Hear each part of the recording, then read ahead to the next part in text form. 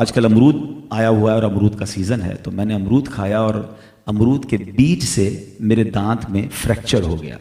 यानी बीज ऐसा अटका कि उसके बाद उसने दांत को क्रैक कर दिया। वो जो मेरी तकलीफ़ का आलम था मैं जानता हूँ। मैं डॉक्टर के पास गया तो डॉक्टर ने जो मुझे बात बताई उसके बाद मुझे कुछ सीखने को मिला कि इस सीज़न में कई लोगों के दांत जो है वो अमरूद के बीज ही की वजह से क्रैक हो चुके हैं। तो मुझे उससे समझ आई कि मैं कभी खैरुन्नासी मय्यन फ़उन्नास, अच्छा बंदा वो होता है लोगों में जो लोगों को नफ़ा पहुंचाए।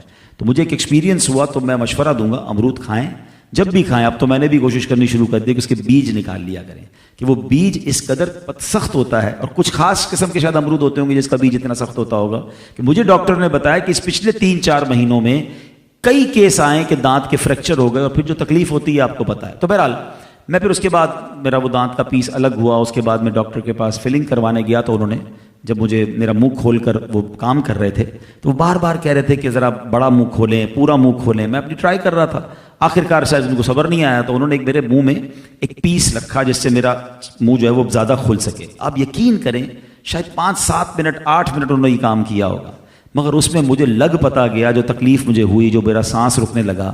मैं सोचने लगा कि या अल्लाह, ये छोटी सी तकलीफ़ हम बर्दाश्त नहीं कर सकते, अल्लाह का अजाब हम कैसे बर्दाश्त कर सकेंगे। सकरात की तकलीफ़ में जब सांस लेने मुझे प्रॉब्लम हो रही थी, मैं सोचने लगा सकरात में जब सांस रुकेगा तो कैसी तकलीफ़ बर्दाश्त करेंगे। हम अल्लाह से दुआ करते हैं रजब का महीना है, हमें सकरात की तकलीफ से बचाए, हर किस्म के अजाब से महफूज फरमा। लेकिन हमारा मुंह थोड़ा सा खुले तो हमारे जबड़े में दर्द हो जाता है। वो कैसा अजाब होगा कि पूरा मुंह ही चीर दिया जाएगा।